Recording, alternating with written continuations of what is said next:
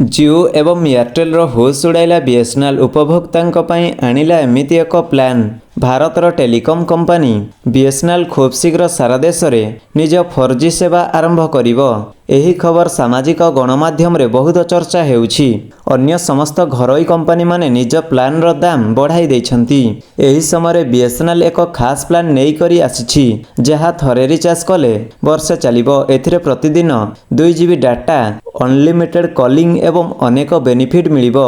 तेबे आसंतु जानिबा बीएसएनएल रो 2399 टंकार plan recharge संपर्क में। एही प्लान रो दाम 2399 टंका अर्थात प्रति मासिक आपनकु प्राय 185 टंका देबाकु पड़िबो। प्लान रे आपनकु प्रतिदिन 2 GB डाटा हाई स्पीड, प्रतिदिन फ्री एसएमएस एवं सारा देश रे कोनोसी भी नेटवर्क को अनलिमिटेड कॉलिंग मिलिबो।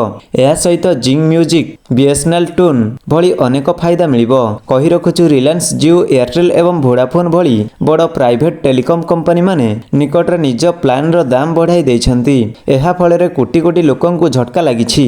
एहा मध्यरे बीएसएनएल सस्ता प्लान आनी ग्राहकंकु आकर्षित करबाकु चेष्टा करुछि।